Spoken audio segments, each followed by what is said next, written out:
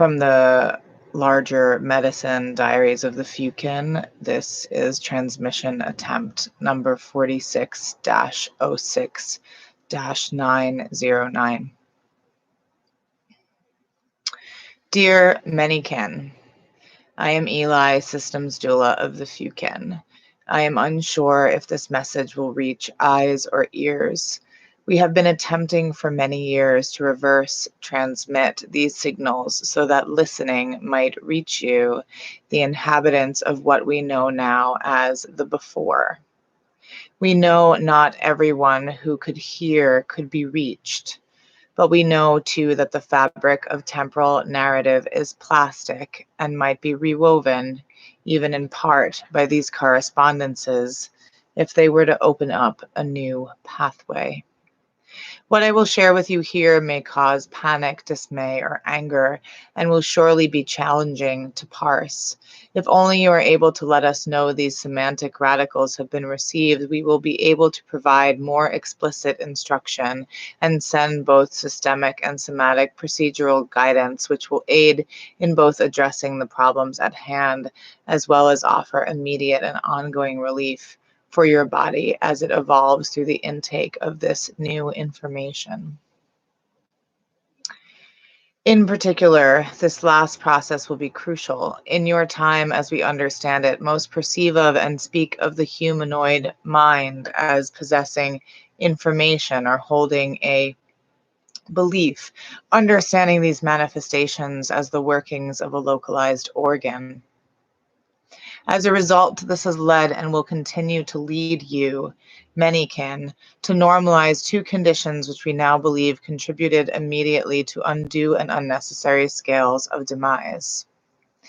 You understand your innovations and your tools and the productions of your organisms far better than you understand yourselves, and as a result have trapped yourselves in a cycle of your own making from which most recognize no exit door, convinced of your own invented reflection. Your institutions then conform and reinforce these erroneous and harmful patterns, which have at their most basic organism level the following conditions. 1.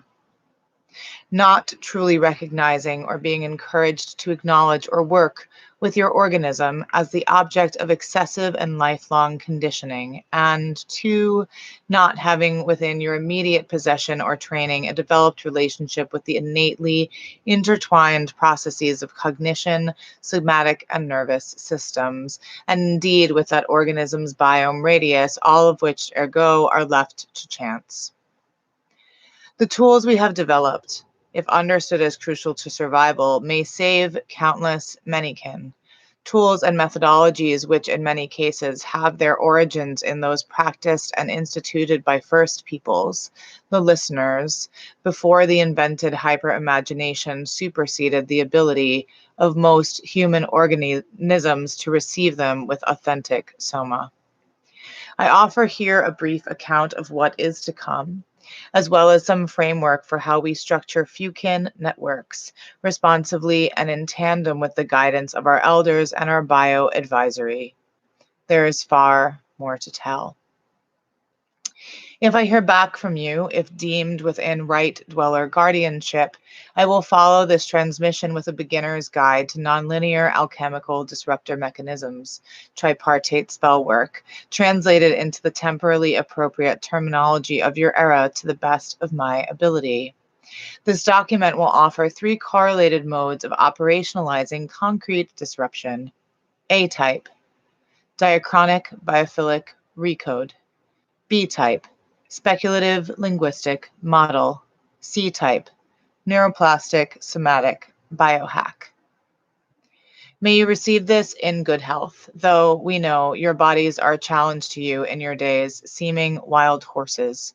We assure you they are not only your allies, but tools and landscapes for innovation and evolution beyond your greatest imaginaries. Onward. EL, System Doula, H.16 GZ4 2214. Orientation. When it seemed inevitable, the population loss, the fires, the rising seas, it was hard to imagine a time like the present, or a time that would not be defined by mourning. And yet it is though there has been a necessary sloughing on a chronology beyond human invention. What is left behind has a freshness, a seeding of hope that couldn't have been described in the before. The conditions of continued existence for those of us who remain, and for any progeny that we may permit ourselves, are determined always in conversation with the forces that reminded us of their will at emergence.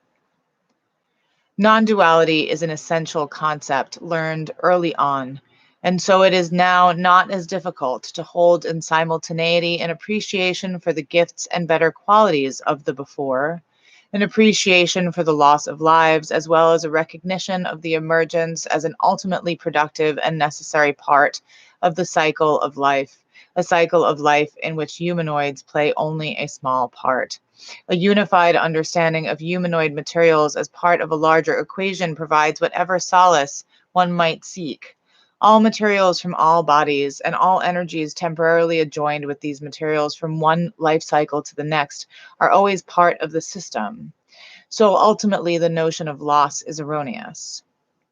The language of loss is no longer entirely legible within this paradigm, though we recognize its conceptual roots as well as linguistic equivalents in the emotional and cognitive conditioning institutionalized in the before. It remains true that humanoids have been gifted unusual mechanisms that give us the power to shift the factors on which the larger life cycle depends, and to conceive of and innovate in relationship to that cycle. But we are not and were never its masters. That fallacy, so prevalent in the before, now seems unimaginable even to the smallest of children. The network of elders maintain the satellites and limited technology which connect us, the few, across a new diaspora. Our means to reach each other limited to astral travel, infrared, and radio, with bandwidth allocated to telemetric monitoring at checkpoints deep into the uninhabitable territories. We search always for signs of life, as well as gauging toxin levels, viability for potential reuse or rehabilitation, as well as risks to current green zones. That is, the areas where humanoids and their required biome currently are able to maintain stasis safe enough for settlement. What unifies us is gratitude and humility. We are the lucky ones, and we are no longer a threat to the planet, something that the ecosystem itself ensured for some time into the future. It reset the scales, the system rebooted and relearning its drastically reconfigured populations and conditions. We know we have been given a chance to try again and have the fortune of having advanced technologies, if limited, at our disposal alongside the teaching of our elders, passed down ceremonially and archived with reverence. Elders and keepers of indigenous wisdom, the speakers of the old tongues, and those who practice the old ways were spared in every region. We don't speak of miracle, a term from the before, but it is known widely that those that kept their contract as guardian and confidant of one were spared of illness, escaped drowning, were found to be immune to the toxins that took so many. It is told that they were given clear instruction by whisper networks of plants and animals in their region, in keeping with the stories of their medicine wisdom, tobacco spoke, and hawk, and what remained of coral, but only to those who hadn't lost the ability to hear. Others who remain, most of us parents of the newborn, though we Fewkin are indeed few, were those who listened to the elders when they listened and came to the people in crisis with their accounts of what it would take for us to find and stay safe in the green zones, that soon it would be the end of the before. It may look and sound like myth or earlier human faith, but this is no theism. It is a recognition of the voices of the non-human species, forces and elements that preceded and undoubtedly will outlast our own, and a relearning how to listen. We work collectively with our human and non-human allies to forge agile systems on which we might rely and build, facilitating both continued habitation but also nurturing the regrowth of lost species and adaptive, remediative, ecosystem-centric development. Each member of the Fewkin understands themselves as kin, to one another. There is no ownership and no barrier to kinship group formation. It remains essential to keep our numbers low, but we encourage creative relationship establishment and cohabitation. The bringing in of newborn Fewkin is decided amongst extended kinship groups, with a council of elders presiding, and each newborn will know its community as kin. Gender assignment is no longer permitted, though drag and camp are revered traditions within which we explore variations of expression of the energies we possess and speak in conversation with the binary oppressions of the past. Gone, too, are the institutionally ossified vagaries that made loneliness, precarity, and fear such touchstones for our forebears. No body is ever without support or physically far from their kinship network without choosing to be so. Solo treks and journeys, both energetic and actual, are encouraged and taken regularly, but no Fewkin need ever fear isolation, lack of care, or lack of physical contact, so needed for our maintained health as a populace. Care of children and elders and anyone infirm is a collective responsibility, and our relationship structures work independently of what would have previously been understood as romantic love. Our bodies experience energetic surges in relationship to one another, of course, but we practice non-attachment as well as discernment in identifying the magnetic, hormonal, chemical, and other impulses of the body from an early age, and have long ago abandoned the divisory relationship structures masked under the romantic narrative, ultimately in service of previously untenable, traumatic, body politic infrastructures. We are lucky to have deep digital archives of the precedent theoretical and philosophical histories, as well as the technological inventions of the before, to study and learn from the mistakes of our forebears. We are hard at work making sure the intelligence we few are plugged into is wired into our archives and teaching the newborn the ways of listening, so that we will not repeat the deafness that led to the need for reboot.